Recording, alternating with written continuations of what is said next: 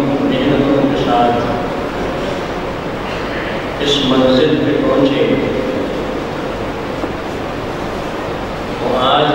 بخاری شریف کی آخری حدیث پڑھ کر درس حدیث کے اس منزل و مقام کو جسے وہ حاصل کر رہے تھے وہ اسے پورا کر رہے ہیں۔ میں انہیں بھی اور جامع کی انتظامیہ، انجمن تہذیب الاسلام کے جملہ افراد ان کی کاوشوں، محنتوں، تعاون سے ان دین کے طلباء کو اس مقام منزل پہ پہنچنے کا موقع ملا، مبارکباد پیش کرتا ہوں۔ اللہ عز و جل انہیں دنیا اور آخرت میں اپنی نعمتوں سے نوازے اور دین کا یہ کام جن کا انہوں نے ذمہ لیا ہے اللہ تعالیٰ ان کے ہاتھوں سے یہ سدا جاری اور ساری رہے۔ حدیث نمبر کی طرف آنے سے پہلے میں دو تین باتیں آپ کے لیے عرض کرنا چاہ رہا ہوں۔ ایک تو یہ کہ یہ فن حدیث اس میں مصروف و مشغول ہونے والے احباب جنہوں نے اس علم کو پڑھا، سمجھا اور پھر دوسروں تک پہنچانے کی ذمہ داری کو قبول کیا، ان کے لیے حبیب اکرم صلی اللہ علیہ وسلم کے وہ ارشادات ہیں۔ میں سب سے پہلے آپ کو وہ خوشخبری سنانے والا ہوں۔ اللہ عز و جل کے محبوب صلی اللہ علیہ وسلم کا ارشاد ہے، یہ بات حضرت عبداللہ بن مسعود رضی اللہ تعالیٰ عنہ سے ہے، اور اس حدیث کو امام ترمذی نے ترمذی شریف کے اندر اور ابو داؤد نے اپنی کتاب کے اندر اس حدیث کو ذکر کیا۔ سنن بہقی نے بھی اس کا تذکرہ چھیڑا اور اس حدیث کو ذکر کیا ہے۔ حضرت عبداللہ بن مسعود رضی اللہ تعالیٰ عنہ سے ہے، کہتے ہیں قال رسول اللہ صلی اللہ علیہ وسلم، آقائے دو عالم صلی اللہ علیہ وسلم کا ارشاد ہے، رضی اللہ عنہ عمران سمع مقالتی، وہ آدمی خوش قسمت ہے، مبارک ہے جس نے میرے ارشادات کو سنا، فحفظہ اسے یاد کیا، وغیرہ اور اسے اپنے سینے میں سکو لیا، وَأَدَّا اور پھر سننے یاد کرنے کے بعد اسے دوسروں تک پہنچایا، فَرُبَّ حَامِلِ فِقْهٍ بہت سے لوگ ایسے ہیں کہ جو حدیث یاد تو کرتے ہیں لیکن جنہیں وہ حدیث پہنچاتے ہیں وہ ایسے لوگ ہوتے ہیں کہ افقہ منہ اس حدیث کے پہنچانے والوں سے وہ سننے والے زیادہ سمجھدار ہوتے ہیں۔ وہ ان حدیث سے وہ مسائل کا استخراج کرتے ہیں جو سننے والے کو بھی اس کا پتہ نہیں ہوتا۔ اس کے بعد حضور اکرم صلی اللہ علیہ وسلم کا ایک اور ارشاد، یہ عبداللہ بن عباس رضی اللہ عنہ سے ہے اور اسے طبرانی نے اوسط میں ذکر کیا۔ حضور اکرم صلی اللہ علیہ وسلم ارشاد فرماتے ہیں، اللہم ارحم خلفائے، مولا کریم میرے جو خلیفہ ہیں ان پہ رحم فرمانا۔ کہ حضور اکرم صلی اللہ علیہ وسلم نے دعائیہ کلمات ارشاد فرمائے تو صحابہ کہتے ہیں قلنا یا رسول اللہ صلی اللہ علیہ، کہ اللہ کے محبوب صلی اللہ علیہ، من خلفاء، حضور آپ کے خلفاء کون ہیں جن کے لیے یہ دعائیہ کلمات ارشاد فرمائے جا رہے ہیں کہ اللہ کریم نے اپنی رحمتوں سے نوازے، یہ ہیں کون؟ آپ کے خلیفہ ہیں کون؟ تو سرکار ارشاد فرمانے لگے الذین یتلون احادیثی، یہ وہ لوگ ہیں جو میری احادیث کو بیان کرتے ہیں، ذکر کرتے ہیں، روایت کرتے ہیں، وَيُعَلِّمُونَ النَّاسَ، اور پھر لوگوں کو اس کی تعلیم عطا کرتے ہیں۔ ان احادیث میں حضور اکرم صلی اللہ علیہ وسلم نے ان احباب کے لیے جو حدیث کے پڑھنے میں، پڑھانے میں، ان سے مسائل کا استخراج کرنے میں، اور وہ امور جو حدیث سے متعلق ہیں ان میں مشغول ہونے والوں کے لیے نبی کریم صلی اللہ علیہ وسلم دعائیں دے رہے ہیں، اور یہ دعائیں قیامت تک کے لیے ان تمام احباب کے لیے ہوں گی جو اس فن میں مصروف و مشغول ہوتے ہیں، اور ان لوگوں کے لیے بھی ہیں جو اس فن میں معاونت کر رہے ہوتے ہیں۔ اس لیے یہ بات سمجھ لینا چاہیے کہ اگر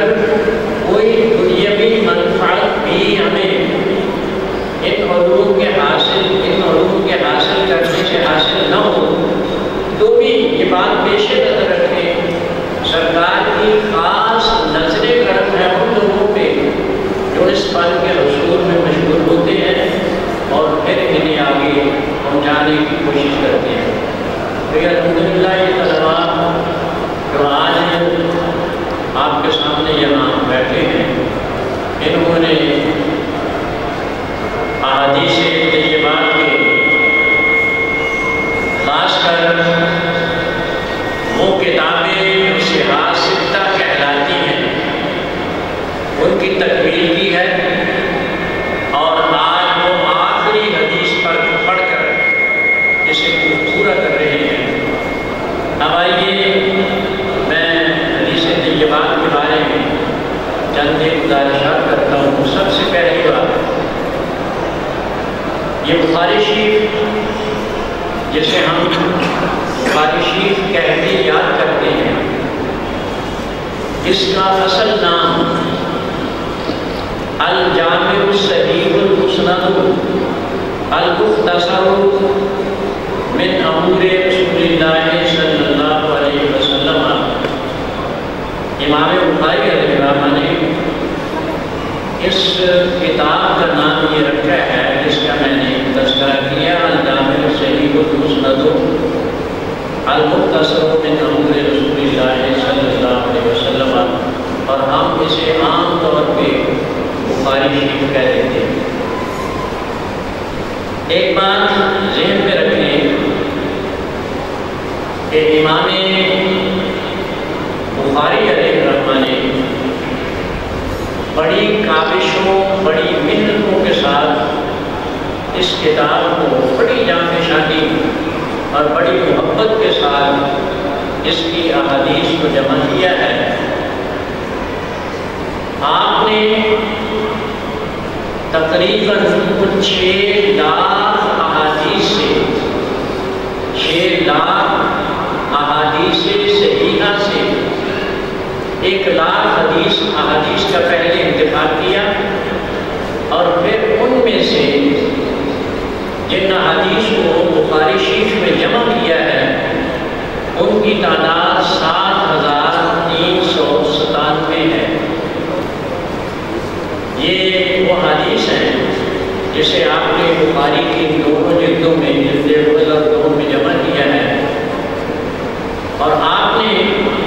ہر حدیث کو جمع کرنے میں اس قدر محنت کی ہے کہ پہلے باقاعدہ غسل فرماتے، 2 نفل پڑھتے، استخارہ کرتے، اور پھر احادیث کے بارے میں جب آپ کو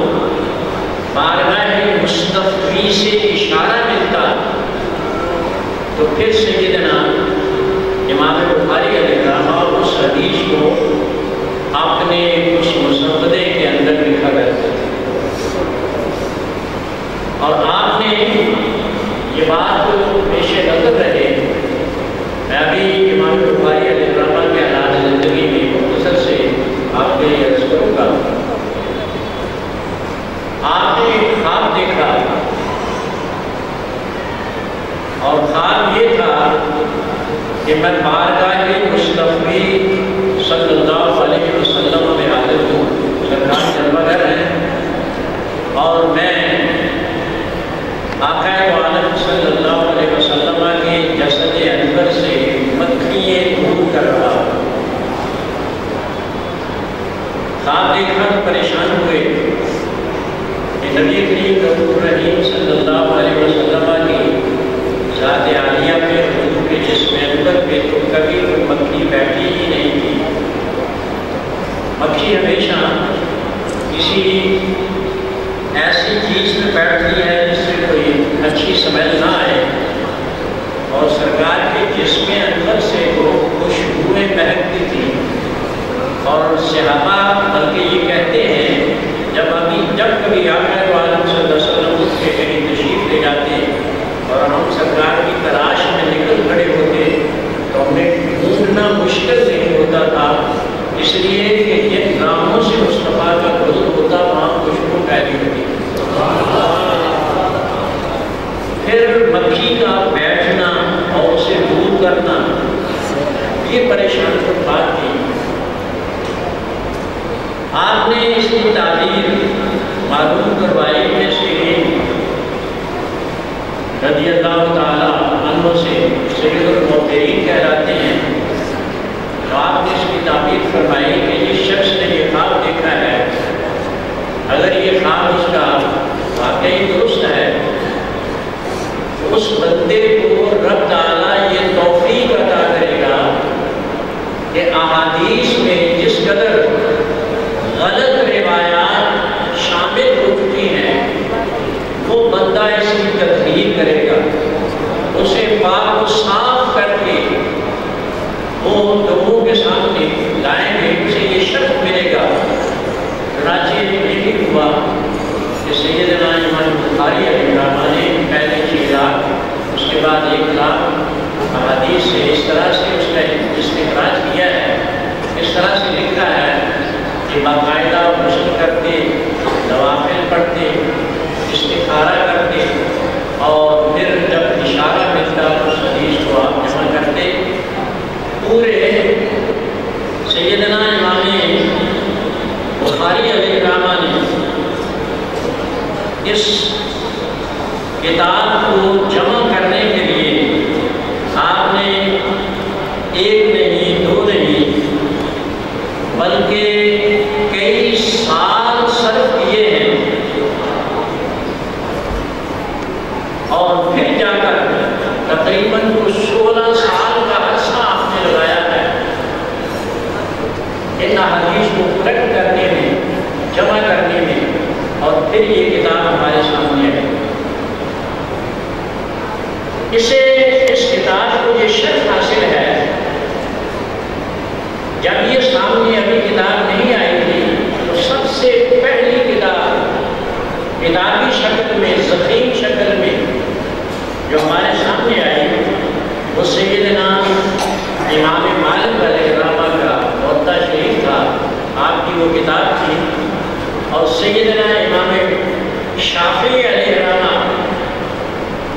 موطا امام مالک علیہ الرحمہ کے بارے میں فرمایا کرتے تھے، اصح الکتب بعد کتاب اللہ الموطا،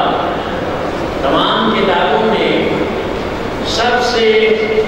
صحیح ترین یفضل والا مرتبہ والا قرآن عزیز کے بعد اگر وہ کتاب ہے تو وہ موطا امام مالک ہے۔ لیکن جب امام بخاری علیہ الرحمہ نے اس کی تدوین کی ہے، یہ بات پیش نظر رکھیں کہ آپ نے 3 مرتبہ اس کی تدوین، اس کے نسخے بار بار لکھے ہیں۔ ایک بیت اللہ کے سامنے،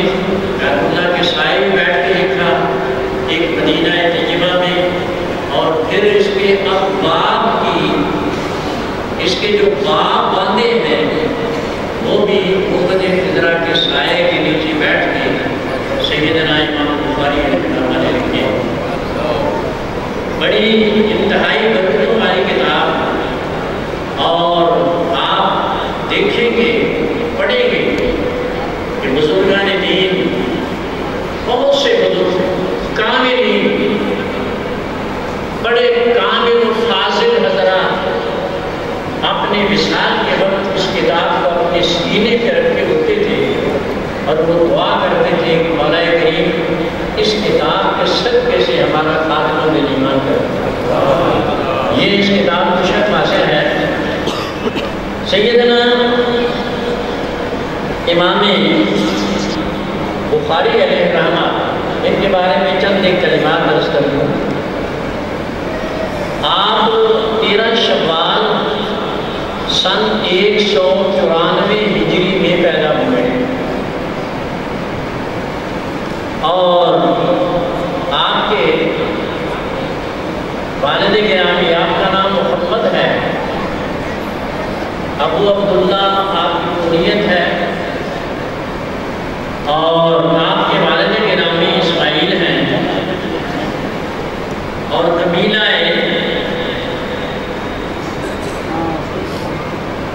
مغیرہ سے آپ کا تعلق ہے، جوفی بھی کہلاتے ہیں. بچپن میں والد گرامی بہت ہو گئے، ساری ذمہ داری پرورش کی والدہ کے ساتھ بھی تھی، اور اتفاق ایسا ہوا کہ بچپن میں آنکھوں کے عارضے میں مبتلا ہوئے اور بینائی جاتی رہی. آپ کی والدہ محترمہ بڑی عابدہ زاہدہ تھی، پریشان تھی، اور اللہ عز و جل کی بارگاہ میں بڑی گڑ گڑا کر خشوع کے ساتھ دعا مانگی.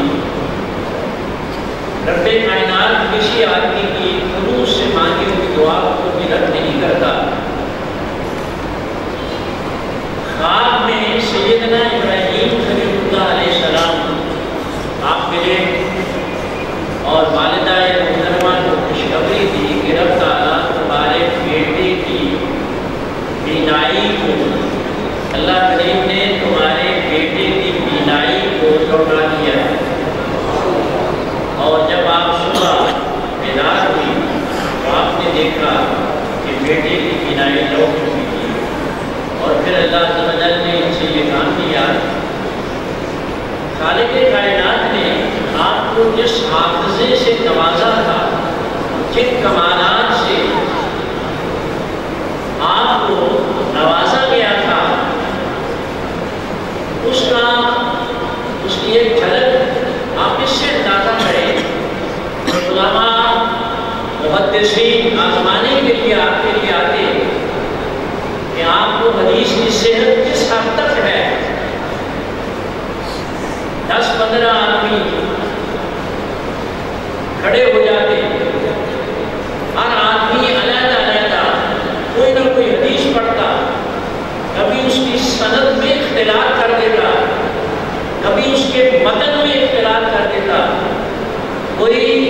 کسی دوسری حدیث ان سے گڑبڑ کر دیتا، اور پھر پوچھا جاتا کیا ہم نے ان احادیث کو صحیح طور پہ پڑھا ہے، کیا یہ حدیث صحیحہ ہیں. پھر سیدنا امام بخاری کے لکھنا مشہور ہو جاتے ہیں. اس آدمی نے جو حدیث پڑھی وہ ایسے نہیں ہے، بلکہ یہ حدیث اس طرح سے ہے، انہوں نے جو سند بیان کی ہے اس کے راوی یہ نہیں، فلاں راوی نے فلاں سے سنا ہے، جس کا تذکرہ انہوں نے کیا ہے کہ وہ اس کے استاد ہیں، وہ اس کے استاد نہیں، ان کے استاد دوسرے فلاں بندے ہیں. اور یہ جو فلاں آدمی نے متن حدیث پڑھا ہے، اس میں اختلاف ہے، یہ اس حدیث کا حصہ نہیں ہے، فلاں الفاظ اس حدیث کا حصہ نہیں ہے، وہ فلاں حدیث کا حصہ ہے. انہوں نے اسے مختلف کر دیا ہے. جتنے لوگوں نے خط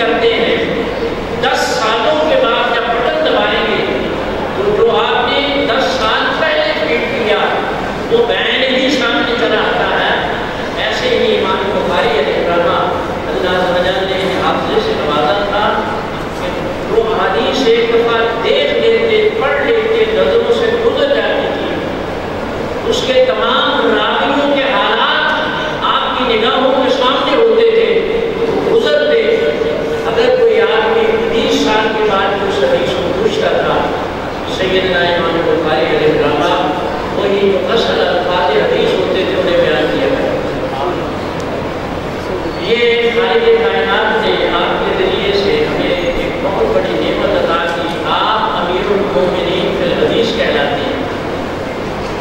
رب کائنات کے محبوب صلی اللہ علیہ وسلم کو 5 محدثین کہتے ہیں کہ ہم نے یہ کہتے ہوئے خوابوں میں سنا کہ حضور فرماتے تھے کہ ہماری کتاب کیوں نہیں پڑھتی؟ تو حدیث پیش نظر ہوتی نہ ملتی، واقعی عالم صلی اللہ علیہ وسلم خواب میں پوچھتے کہ ہماری حدیث کیوں نہیں دیکھتے، ہماری حدیث کیوں نہیں پڑھتے؟ عرض کی جاتی ہے رسول اللہ صلی اللہ علیہ، آپ کی حدیث کی کتاب کون سی ہے؟ سرکار بخاری شریف کی طرف اشارہ ہونا ہے، یہ ہماری کتاب ہے، اسے آپ کی طرف بتایا گیا۔ سیدنا امام بخاری علیہ الرحمہ نے اس کتاب کو جسے صحیح کہتے ہیں، آپ سے حاصلہ ان کے نام یقیناً جانتے ہیں، اور صحاح میں سنن بھی ہیں اور صحاح بھی ہیں۔ آپ حضرات کی بات پڑھ چکے ہوں گے کہ صحیح صحاح اور احادیث کو مجموعے کو کہا جاتا ہے جن میں کم از کم 8 عنوانات سے احادیث کو جمع کیا گیا، جن میں سیر آتی ہیں، سیر والجہاد آتے ہیں، ایک باب جس کا عنوان تفسیر ہے اس کا تذکرہ ہوتا ہے، ایک آداب، چوتھے عقائد، 5ویں فطر، اور چھٹے عنوان جس پر بحث اور حدیثوں کو جمع کیا جاتا ہے وہ احکام ہیں، اور اس کے بعد شروع اور آخری مناقب، جس میں انبیاء کرام صلوات اللہ علیہ وسلم حضور اکرم صلی اللہ علیہ وسلم